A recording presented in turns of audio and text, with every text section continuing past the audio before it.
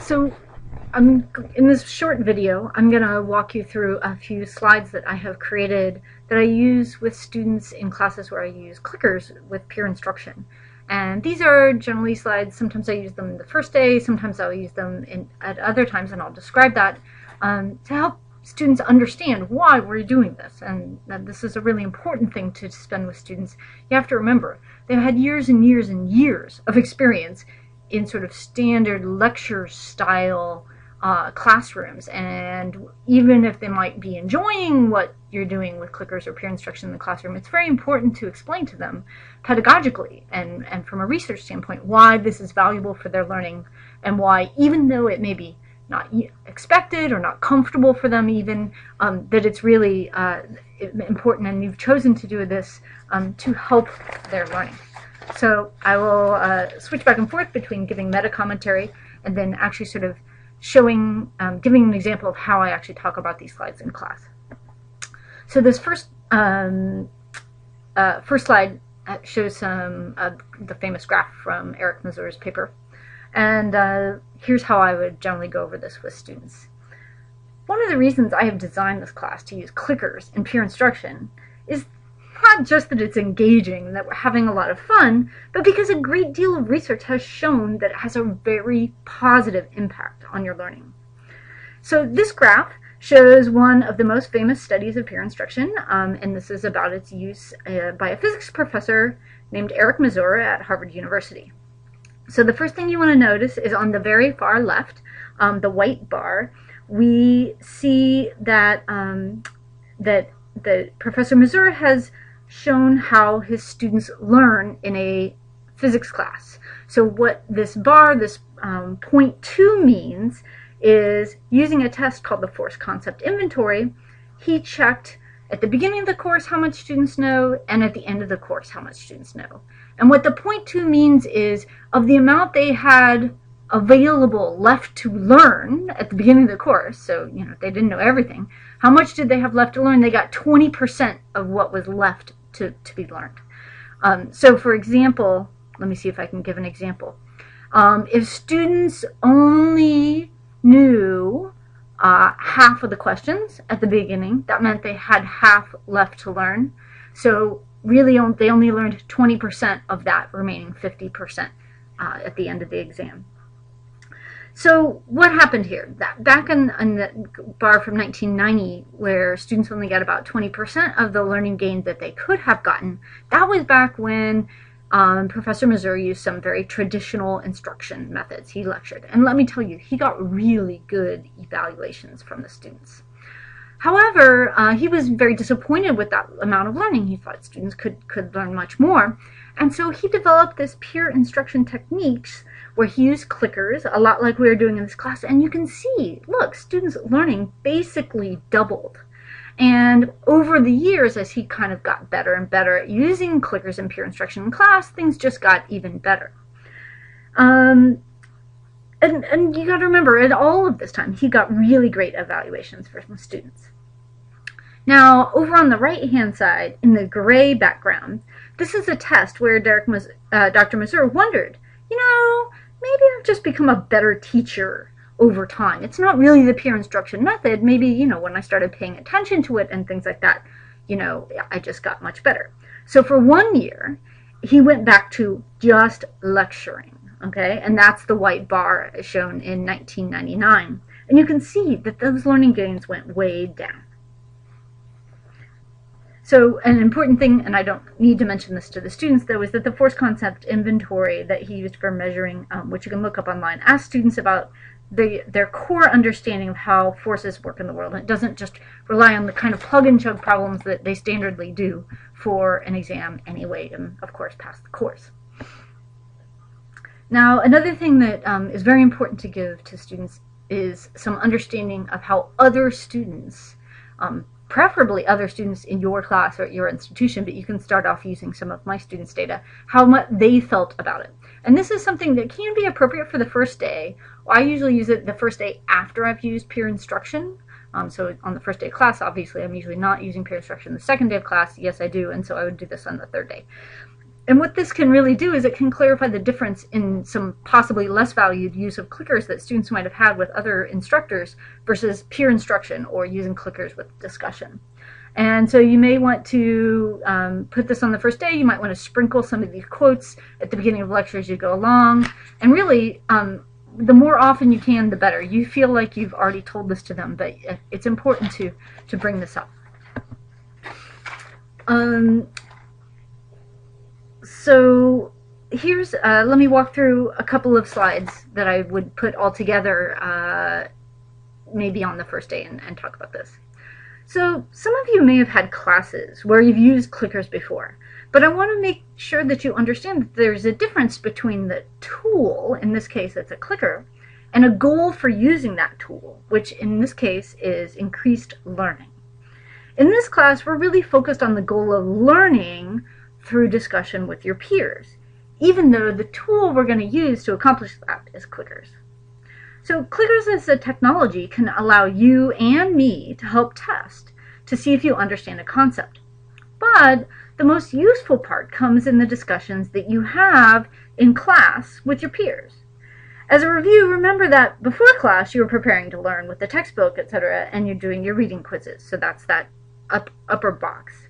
Then in class, for each question, we're going to have you think for yourself. This actually gets your brain engaged and prepared to learn. And you're going to vote and make a commitment by pushing on your clicker. Then we'll have you discuss in groups with 1 to 2 other students. And we want you to really think about not just why the right answer is right, but why the wrong answers are wrong. Because it's really the analysis and all of that that's most important. We're not going to ask you these exact same questions on the exam, but they might be similar because these are very important concepts. All right, so you'll discuss together and think about the important understandings that you've done and all this stuff, and you guys are going to vote. And so that's called the group vote.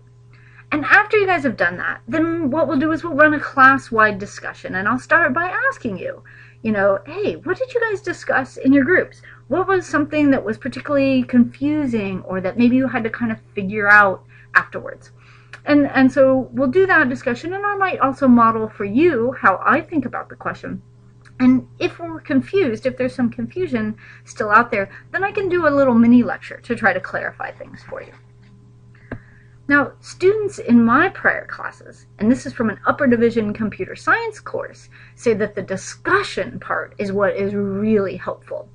So here's one student, he says, it really makes you realize exactly what mistakes you're making.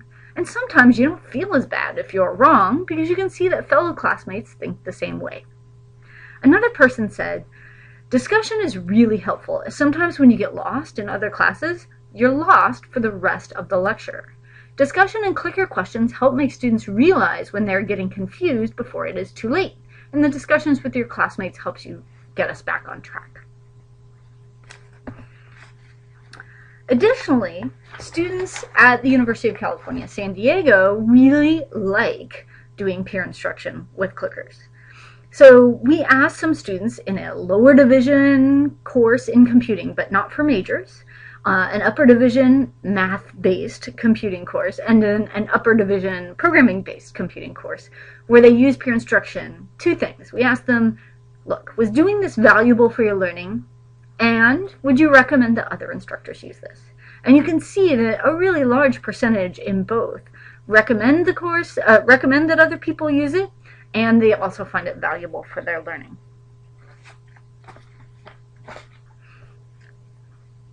Another thing that students really like about peer instruction and using clickers is that you can find out that it's not just you. I mean, how often have you been confused during a lecture and you probably don't want to interrupt? Maybe you're the only one, but it turns out you're probably not the only one, but still. So one student said that peer instruction was good because clickers allow one to see what other classmates are thinking. Is there is often the situation where everyone has the same question, but they're afraid to ask. Once we see that everyone is thinking the same way and it is wrong, the fear is removed and people can speak up and learn. This is one of the reasons I find peer instruction really valuable. Many professors worry as we lecture if people are understanding. And many professors try to guess based on people's facial expressions or whether people seem distracted. If there's something wrong, they should stop and explain it again, etc. But it's very hard to tell, and they feel uncomfortable about it often. But the great thing is with clickers, you can tell me exactly how it's going, and we can all know if there's something we need to clarify. One of the goals of your group discussions should be to figure out what questions should be asked in front of the whole class. That's why I will start the class-wide discussion with comments and questions from you and your group. Another thing that students really like about clickers with peer instruction is it allows them to find out if they are lost before it's too late. This student says clickers are nice to have because of the immediacy of the response. Personally, when I submit an assignment or a test, I don't care what I got on it or where I went wrong, and it's difficult to put myself back in the mindset I had when I made the mistake. Clickers let you know almost immediately whether your line of reasoning is flawed or not. Okay, the following is a 2-slide sequence that I use. You can just use the second slide if you just want to say the material from the first slide. And this is something, I think I usually use this around the 4th or 5th class meeting, or when a student perhaps has come up and said something about peer instruction and I need to address it. So sometimes in a class, students say, "Can't you just please tell it to me?" And today I want to briefly address some concerns that you might be having about the design of why we're using peer instruction in this class. I've mentioned before that I chose to use peer instruction as the technique to support your learning because research shows that it will increase your learning. However, I realize this is a very different approach than most of you are used to. You've been involved in the educational system a very long time, and you've gotten where you are today because you have some techniques that you use, and those are successful. However, I know that those things that you traditionally do in normally formatted classes can be kind of hard to use in this class. And so sometimes it happens that students will tell me, "I know how to learn from lecture. I figured that out. Can't you just explain it?" Or maybe at the end of the term, students will say, "Well, clickers were fun, but the professor made me learn it on my own. It would have been easier if he just lectured." However, what I want to remind you is that even though you have experience and comfort with listening to lecture, and you may even feel like you learn from it, research shows that learning is not a passive process. Learning actually involves developing your brain, and that is building new protons and neurons and connections. And it's actually a very physical process that requires effort on your part. One of the keys to this physical process is that it's work on the part of the learner in order for these physical changes to take place. So in fact, it's a lot like a training program for improving your physical or muscular abilities, where you would expect to need to put in, repeated effort, going to the gym and working hard to build new muscles.